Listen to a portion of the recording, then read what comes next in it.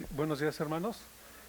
Vamos a tener la breve meditación de este capítulo 23 de Segunda de Samuel, hermanos. Y como podrán notar, gracias a Dios, hermanos, ya estamos a un capítulo de terminar este libro. Hermanos, ha sido de gran bendición al poder contemplar el inicio de la monarquía de Israel. Pudimos contemplar dos reyes como Saúl y David, hermanos, y también por lo cual pudimos meditar en la sombra de aquel prometido rey justo y aquel reinado perpetuo que vendría más adelante.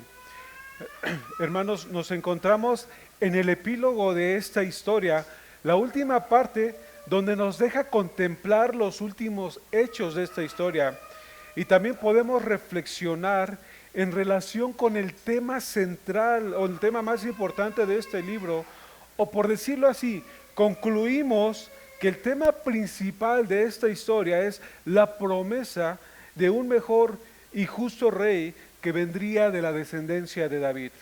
Hermanas, la semana pasada pudimos ver en el capítulo 22 este salmo donde David exalta a Dios y en un estado de gratitud desbordante alaba a Dios por todos los beneficios recibidos en los momentos de mayor dificultad en su vida. Y lo que pudimos contemplar en este salmo sería algo así como un gran aleluya, hermanos. Es algo así como cuando tú meditas, cuando tú reflexionas por un tiempo de todas las bendiciones, de todas las oraciones contestadas que has tenido de parte de Dios, de todos esos beneficios, de todas esas dádivas, de toda esa providencia que Dios te ha dado, y de verdad eso ensancha tu corazón y te lleva a una adoración al Señor. Es lo mismo que estaba pasando a David. Hace un recuento a lo largo de su historia y eso lo lleva a esa exaltación, hermanos. Yo creo que eso sería un motivo para a veces recordar nosotros de todas las dádivas y las misericordias, y basta con ver que estamos aquí, y eso es un motivo muy grande para poder alabarle, hermanos. Ahora, hermanos, entramos a nuestro capítulo 23. Si se dan cuenta, hermanos, podemos ver que en ese capítulo hay dos partes, no están deslindadas una de la otra, prácticamente están ligadas. Vemos por un lado que se titula ahí las últimas palabras de David, y por el otro lado los valientes de David, que va del versículo 8 al 39. Hermanos, vamos a meditar rápidamente en esta primera parte de este capítulo, y vamos a leer, hermanos, si me acompañan. Dice así esta parte primera, dice lo que habla de las últimas palabras de David, dice: estas son las palabras postreras de David. Dijo David, hijo de Isaí, dijo aquel varón que fue levantado en alto, el ungido del Dios de Jacob, el dulce cantor de Israel. El Espíritu de Jehová ha hablado por mí, y su palabra ha estado en mi lengua. El Dios de Israel ha dicho, me habló la roca de Israel. Habrá un justo que gobierne entre los hombres, que gobierne en el temor de Dios. Será como la luz de la mañana, como el resplandor del sol en mañana sin nubes, como la lluvia que hace brotar la hierba de la tierra. ¿No es así mi casa para con Dios? Sin embargo, Él ha hecho conmigo pacto perpetuo, ordenado en todas las cosas, y será guardado, aunque todavía no haga Él florecer toda mi salvación y mi deseo.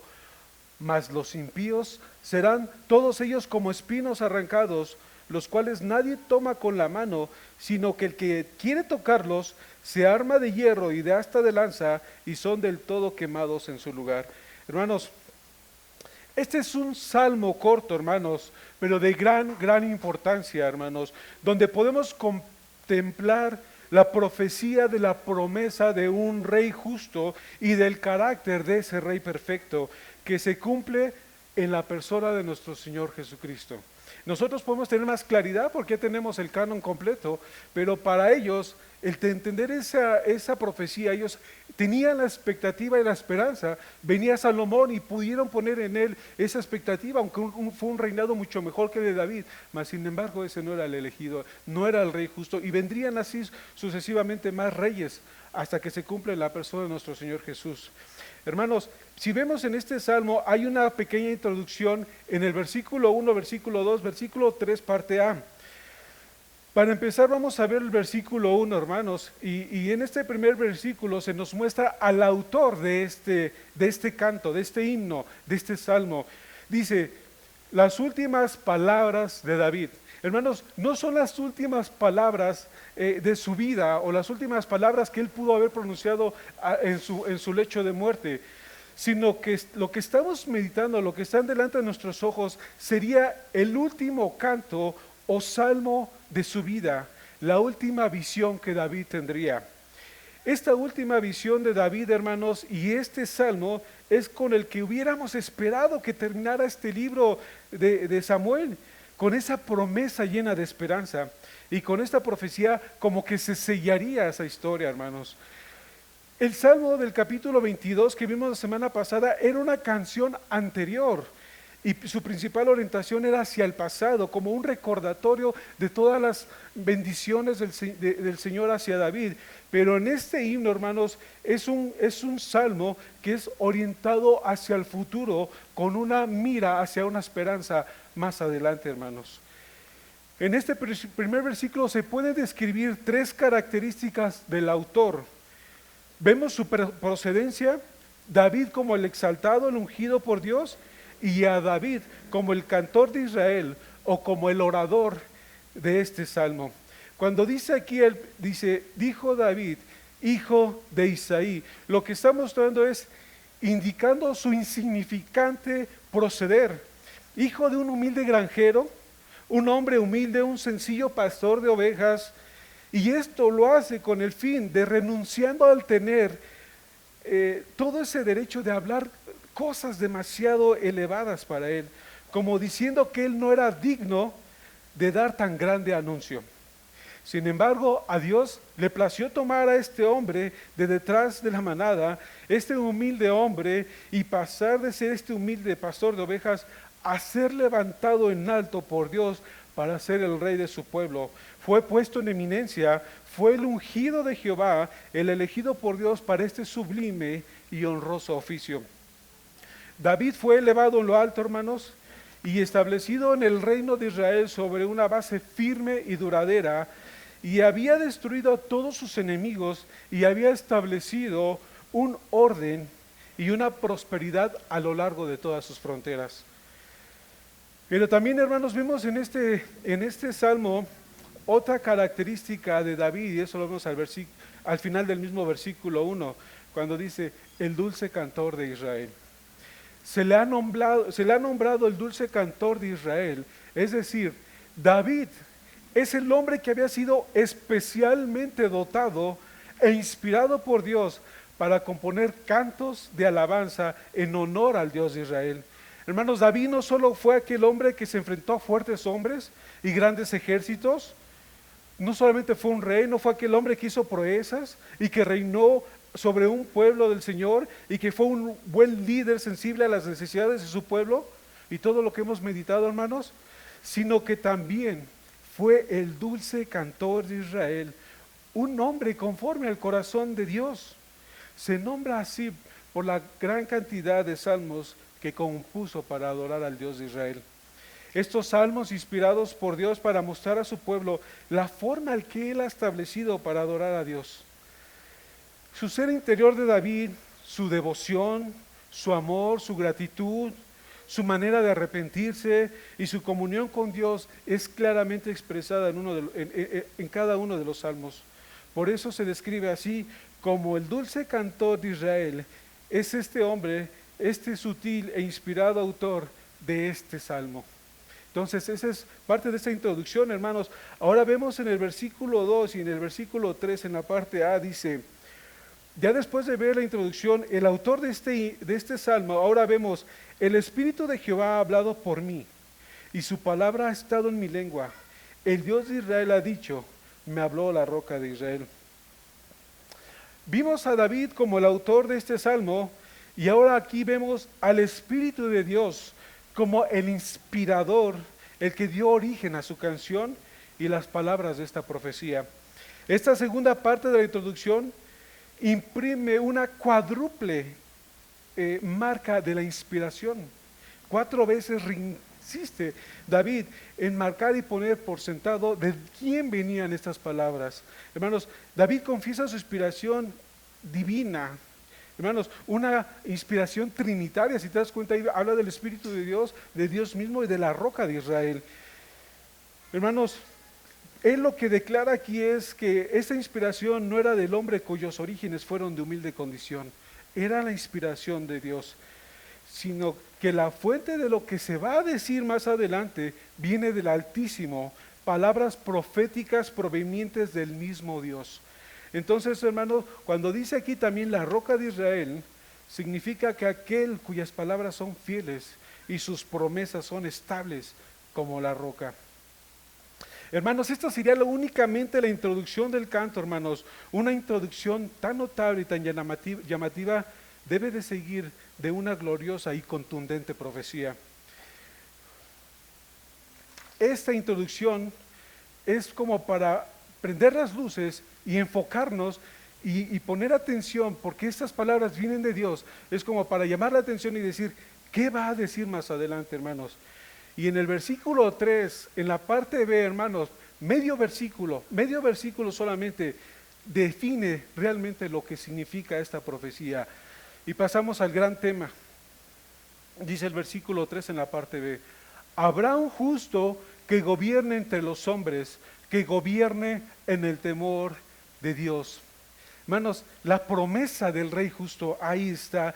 Este es el punto, este es el tema medular, el tema central de lo que hemos venido meditando a lo largo del libro de Samuel e incluso a lo largo de toda la historia del Antiguo Testamento, hermanos. Es el punto central y fíjate, es tan contundente que solamente en medio versículo expone lo que se pudiera extraer una gran cantidad de meditaciones para entender esto, hermanos.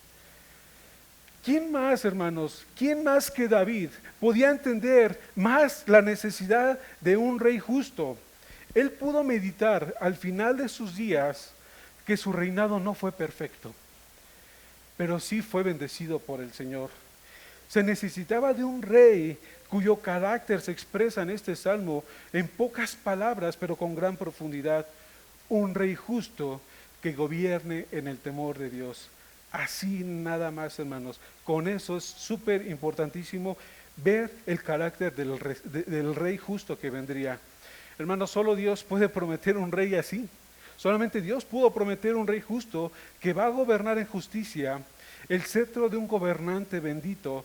Y es muy claro entender que el fundamento de toda la obra de Cristo estaba en su justicia. Dice Isaías 32:1, dice, he aquí que para justicia reinará un rey y príncipes presidirán en juicio. He aquí para justicia reinará un rey, proyectando nuevamente al Mesías, hermanos. Y dice también este versículo, medio versículo por decirlo así, que gobierne entre los hombres. Hermanos, la promesa de un rey, su reino no tendría límites. No es un rey local ni temporal, sino sobre todos los hombres, un rey total sobre cada ser humano en todo lugar y en todos los tiempos. Como dice Isaías 9:7, dice, lo dilatado de su imperio y la paz no tendrá límites sobre el trono de David y sobre su reino, disponiéndolo y confirmándolo en juicio y en justicia, desde ahora y para siempre.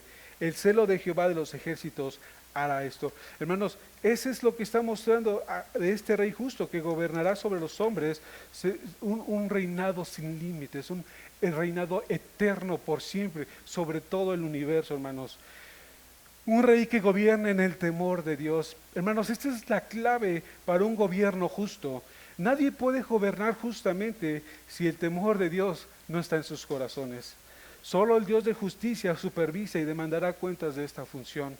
Como dice Isaías 11:1 y 2, dice, saldrá una vara del trono de Isaí, y un vástago retoñará de sus raíces, y reposará sobre él el espíritu de Jehová, espíritu de sabiduría y de inteligencia, espíritu de consejo y de poder, espíritu de conocimiento y de temor de Jehová. Ese es el carácter del anhelado y esperado y profetizado Mesías, un rey que cumple como un verdadero siervo del Señor. Esta visión lo que muestra es el carácter de ese rey, que se cumple como un verdadero carácter de humildad y sobre todo de un temor de Dios, hermanos. ¿Quién más puede tener ese perfil si no es nuestro Señor Jesucristo. Ahora, hermanos, en este salmo también se describe en un solo versículo los efectos de su gobierno, y eso lo vemos en el versículo 4. Dice, ¿cómo será este reinado? ¿Cómo será el reinado de este rey justo? ¿Cómo se manifestará? ¿Cómo será? Dice el versículo 4, será como la luz de la mañana, como el resplandor del sol en una mañana sin nubes, como la lluvia que hace brotar la tierra, la hierba de la tierra. Hermanos, yo creo que esta imagen puede ser muy ilustrativa, sobre todo si venimos de una sequía, hermanos, de cuando tú ves, sobre todo en el campo, que todo el día anterior y toda la noche estuvo lloviendo y que el otro día está despejado y que proyecta la luz del sol. Hermanos, es impresionante ver cómo inmediatamente los campos se ven verdes, el tono, la tonalidad, la frescura, la vida, cómo brotan. Hermanos, esa es una ilustración que trae a nuestra mente. Y ninguna imagen, hermanos, podría ser más encantadora o más apropiadamente aplicada a Cristo. El sol por la mañana presenta a Cristo trayendo el perdón al pecador, salud al enfermo, esperanza al corazón afligido. La hierba que brilla después de la lluvia es como la belleza de una nueva esperanza, de una nueva vida, una nueva creación, un nuevo nacimiento y un nuevo inicio, hermanos, una nueva esperanza. Así es el reinado.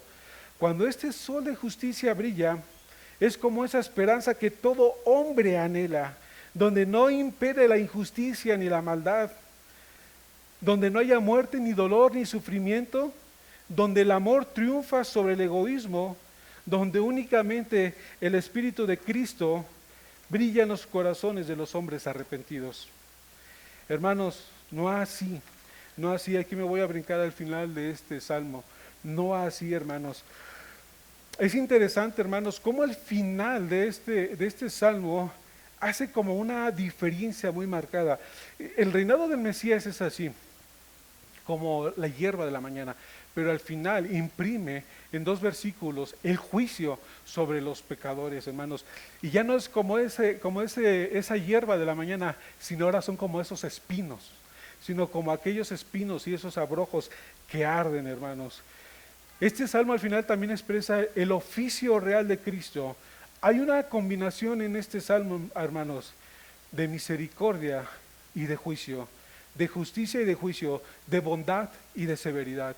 Hermanos, ese es el reinado de un juez justo. No nada más es todo bondad y misericordia, sino también es justicia, hermanos. Y no podemos quitar la una con la otra, hermanos. La unión de la misericordia y del juicio es el fundamento de su reinado justo. El pecado es cosa abominable para él, hermanos. Dice Malaquías 4, 1 y 2, hermanos, se los leo. Porque he aquí, viene el día ardiente como un horno, y todos los soberbios y todos los que hacen maldad serán estopa. Aquel día que vendrá les abrazará, ha dicho Jehová de los ejércitos, y no les dejará ni raíz ni rama. Nuevamente puede traer a nuestras mentes esa parte de la creación. Mas a vosotros, los que teméis mi nombre, nacerá el sol de justicia, y en sus alas traerá salvación, y saldréis y saltaréis como becerros de la manada. Hermanos, esa es la gran diferencia de lo que hace un reinado justo, el reinado justo del Mesías, hermanos. Es interesante. Sin embargo, hermanos, también debemos entender esto. El gran propósito de su gobierno, del gobierno del Mesías, es separar a los hombres de su pecado, atrayéndolos a Cristo para su salvación, hermanos. Y es aquí donde quiero hacer un paréntesis, hermanos.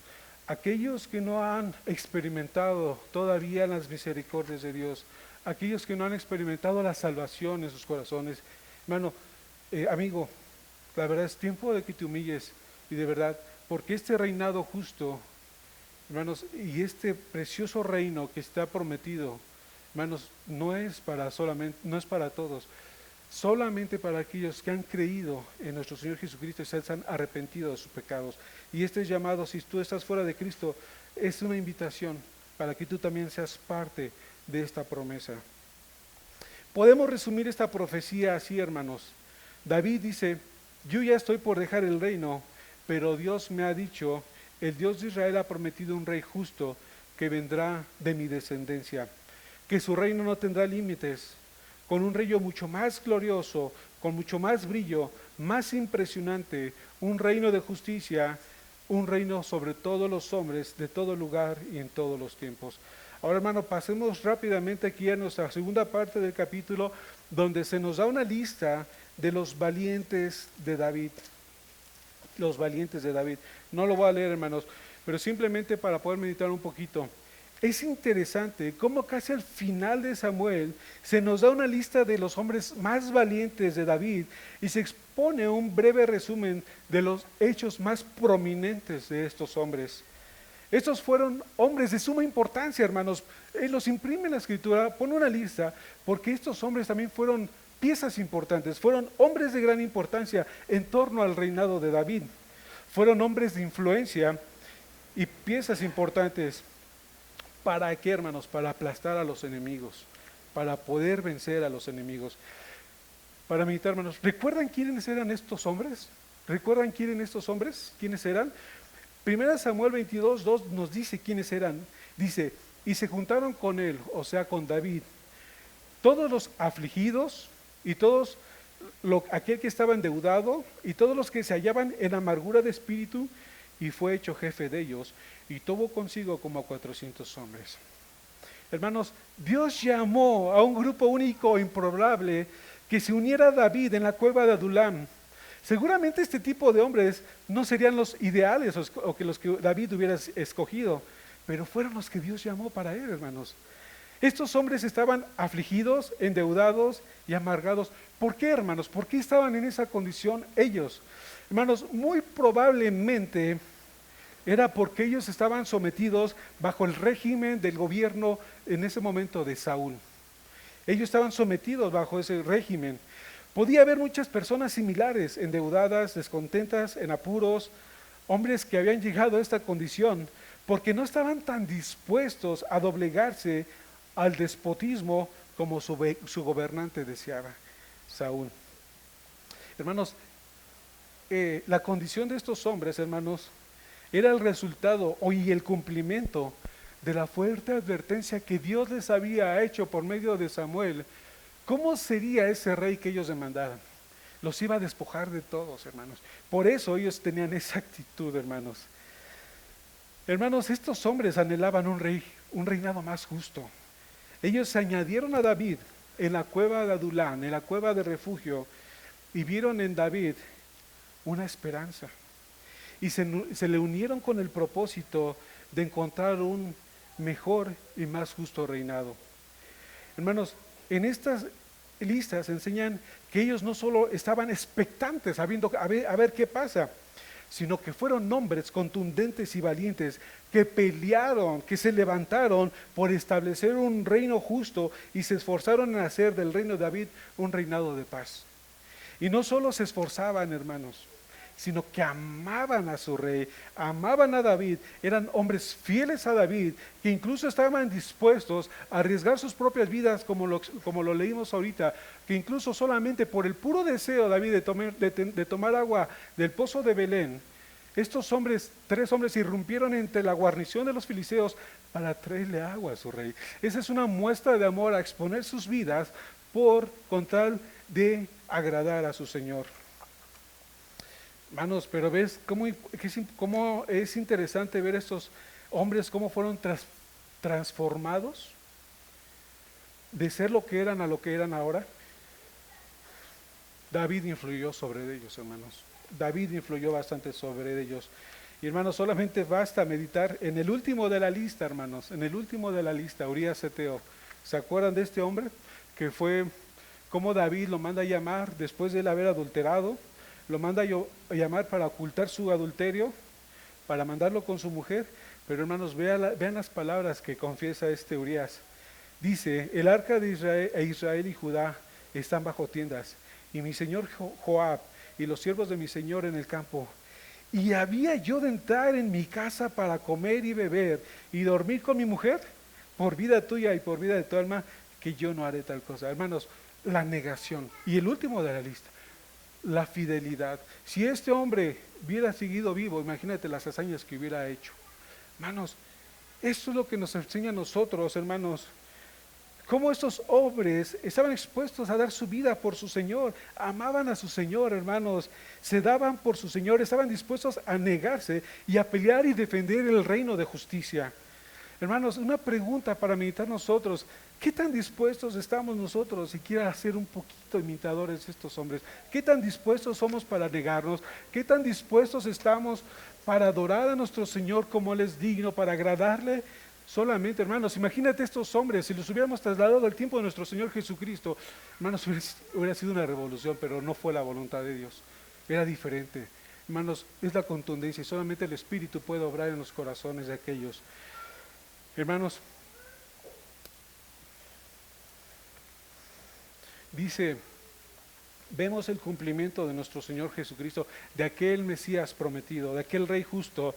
Dice Marcos 11, 9, 10, dice: y los que iban delante y los que venían detrás daban voces diciendo: Hosana, bendito el que viene en el nombre del Señor, bendito el reino de nuestro padre David, que viene, Hosana en las alturas. Hermanos, la profecía cumplida, el tiempo se había cumplido, la manifestación de ese rey profetizado, de ese rey prometido había llegado a su tiempo, hermanos. Las multitudes se vuelcan tras él. Aquellos hombres que también estaban oprimidos, aquellos hombres que estaban oprimidos bajo las autoridades, bajo el diablo, todos los afligidos, todos los cargados, todos los cansados, todos los de amargado ánimo, hermanos, se volcaron tras el Mesías viendo una nueva esperanza, fastidiados hasta la coronilla de un gobierno hostil. Hermanos, ellos vieron en Cristo una esperanza. Esa promesa se había hecho realidad. El precioso y tan esperado Mesías estaba delante de sus ojos. Aquel poderoso Salvador había venido a este mundo. Aquel que vino para dar luz a los que habitan en tinieblas y en sombra de muerte. Hermanos, ¿te puedes imaginar por un momento ese tiempo de adoración? Aquellos hombres, cómo ponían sus mantos, esas hojas de árboles que les llamaron más adelante hosanas. ¿Te puedes imaginar ese tiempo de júbilo? Lo que tanto esperaban, lo que tanto se anunciaba, lo que tanto se mencionaba a lo largo de las Escrituras. Veían delante de sus ojos el cumplimiento. Este es el Mesías anhelado, el Hijo de David, el Rey justo, ahí está. Hermanos, qué hermoso pudo haber sido ese momento, hermanos. Pero déjame decirte que ese Rey que ya vino, en su humilde condición, en su reinado justo, es ese Señor que ahora es tu Señor y que es tu Rey y que es tu esperanza y que es tu consuelo, que es tu libertador, que es tu juez, que es tu refugio, que es tu Salvador, aquel que te dio vida cuando estabas muerto en delitos y pecados, y aquel que le ha dado un verdadero propósito a tu vida, aquel que te ha dado un espíritu de valentía para servirle, para darte por Él, para vivir incluso hasta morir por Él. Él es digno, hermanos, Él es digno de que tú te pongas, hermano, así en sus pies y que te derrames por Él, hermanos. ¿Te puedes imaginar ese momento, hermanos, cuando vino el Mesías? Ahora imagínate, cuando venga el Señor en su gloria, cuando estés delante de Él, aquel Rey tan anhelado que has mencionado, que hemos escuchado día tras día, que hemos meditado en Él. ¿Te puedes imaginar ese momento, poder contemplar?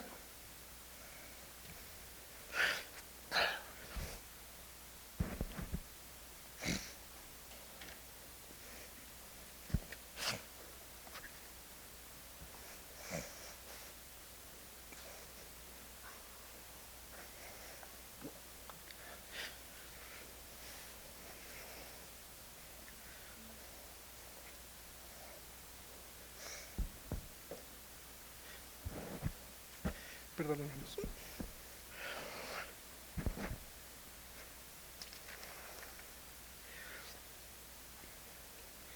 Hermanos, Cristo es esa dulzura. Es la belleza y el placer y el tesoro de su reinado, hermanos. Tal vez tú no estás en una lista como esta, hermanos. Una lista como los valientes de David, pero te voy a hacer una cosa, hermano, para que ensanches tu corazón. Tu nombre está escrito en el libro de la vida y son motivos suficientes para adorar, hermanos. Ahí termino.